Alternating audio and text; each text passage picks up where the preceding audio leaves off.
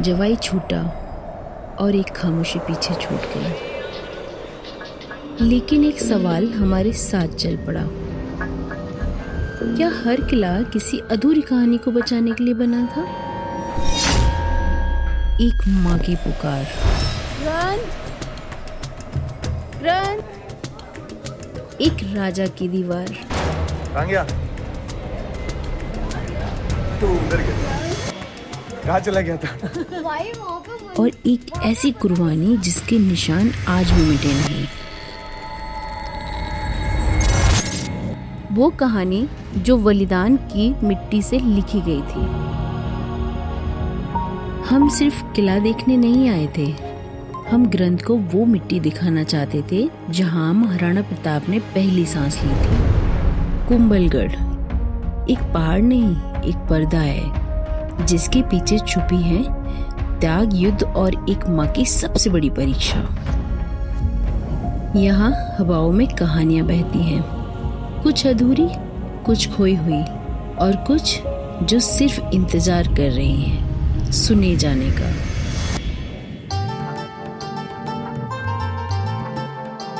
सुबह होते ही हम निकले कुंभलगढ़ के उस किले की तरफ जहां दीवारों में इतिहास बंद नहीं, जिंदा है। रास्ते में भक्तों की एक नदी चल रही थी, कंधों पर कावड़, होंठों पर जयकारा।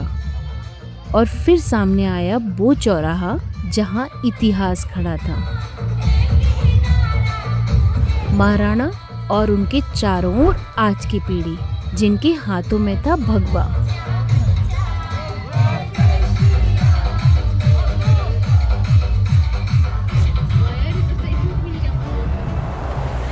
हम किले के पास पहुंच रहे थे, पर सच कहें तो हम अपने अतीत के और करीब पहुंच रहे थे। हर पत्थर, हर दरवाजा जैसे एक कसौटी था हमारी समझ और श्रद्धा का। यह सिर्फ किला नहीं था, यह उन कहानियों का पहला पन्ना था जो आज भी हमें बुलाती हैं।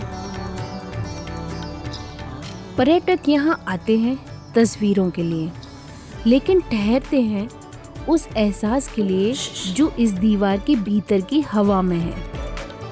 यहाँ कदम रखते ही आप सैलानी नहीं रहते, आप इस कहानी का हिस्सा बन जाते हैं। कुंभलगढ़ किले की दीवारें 36 किलोमीटर लंबी, भारत की पहली और दुनिया की दूसरी सबसे लंबी दीवार। कहते हैं ये दीवार इतनी चौड़ी थी कि 8 घोड़े एक साथ इन पर दौड़ जाएंगे। और इतनी लंबी कि जब राणा कुंभा ने दिए जलाए तो दूर गांव तक उजाला दिखा। हर पत्थर को जोड़कर बनाया गया था, चूने, उड़द की दाल और इरादों से। शायद इसलिए 500 साल बीत गए, पर कोई भी दुश्मन इसे भेद नहीं पाया। पौराणिक ग्रंथों में इसे मच्छिंद्रपुरा कहा गया है। दूसरी शताब्दी ईसा पूर्व में जैन सम्राट संप्रदि द्वारा बसाया गया। कुंभलगढ़ 360 मंदिरों का धरोहर है, 300 जैन, बाकी हिंदू। वक्त बदला पर श्रद्धा नहीं। कहते हैं 15वीं सदी में महाराणा कुंभा शिकार पर निकले। इस पहाड़ी पर खंडर देखे, ऊंचाई थी, चट्टानें थी और निगरानी के लिए बेहतरीन जगह। और यहीं से शुरू हुआ अजय देव का सपना।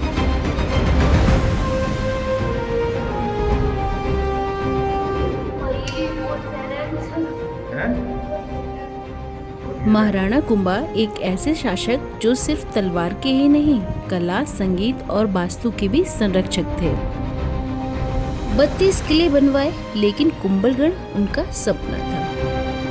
कहते हैं जब कुंभलगढ़ की दीवारें बनना शुरू हुई तो वो बार बार गिरती थी। तब राणा कुंभा जी ने राजपुरोहितों से पूछा, कोई उपाय? तब एक तपस्वी आगे आया और उस बलिदान के बाद ही खड़ी हो सकी ये दीवारें, और बना हनुमान पोल। जिस जगह उनका सिर गिरा वहां बना वेदी मंदिर, और जहां शरीर गिरा वहीं से शुरू हुई किले की असली नींव। इन दोनों बिंदुओं को जोड़कर खींची गई रेखा बनी कुंभलगढ़ की सीमा। कुंभलगढ़ के रास्ते आसान नहीं थे, हर द्वार पर एक सवाल था, क्या आप तैयार हैं इस इतिहास को सुनने के लिए? क्योंकि एक बार एक माँ ने इस किले को चुना था मेवाड़ को बचाने के लिए। नाम था पन्नाधाय, पद एक दासी का, पर दिल रानियों सा। चित्तौड़ किले में जब बनबीर ने राणा उदय सिंह द्वितीय की हत्या करनी चाही, तो पन्ना ने अपने बेटे चंदन को उस बिस्तर पर सुला दिया जहां मौत तय थी, और उदय सिंह को छुपाकर कुंभलगढ़ ले आई। वही उदय सिंह जिनके पुत्र ने रचा अमर इतिहास महाराणा प्रताप। इन्हीं दीवारों के साए में 1540 में जन्मे महाराणा प्रताप। चेतक पर सवार उनकी गाथा आज भी धरती की धड़कनों में गूंजती है। यहाँ एक रहस्य हमेशा साथ चलता है, दीवारों के बीच छुपे रास्ते जो राजाओं की रणनीति का हिस्सा थे। कहाँ गया? इन गुप्त गलियों से सेनाएं निकलती थी बिना दुश्मन को खबर हुए। कहाँ चला गया था? भाई वहाँ पे पता नहीं क्या बन रहा है। हम उस दीवार पर समय को ढूंढ रहे थे और वो अपना बचपन जी रहा था। ग्रंथ को उस दीवार पर दौड़ते देखा तो लगा शायद कभी कोई छोटा राजकुमार भी यहीं से गुजरा होगा अपनी ही कहानी लिखने। कुंभलगढ़ सिर्फ एक किला नहीं, वो मिट्टी है जहां पन्ना अमर हुई और प्रताप ने जन्म लिया। इस यात्रा में हमने किले की कुछ कहानियां सुनी और अपने परिवार के साथ कुछ नई यादें भी बनाई। आप भी यहाँ आइए, हो सकता है कोई हवा या दीवार आपको आपका इतिहास लौटा दे। अगर ये यात्रा आपके भीतर के इतिहास की धड़कनों को जगा गई है तो इसे औरों के साथ शेयर कीजिए। जय मेवाड़, जय एकलिंगनाथ। अब इतनी रॉयल जगह आए हैं तो रॉयल्टी वाली फीलिंग भी तो बनती है। कुंभलगढ़ किले से बस 15 मिनट की दूरी और 1100 मीटर की ऊंचाई पर है महुआ बाग।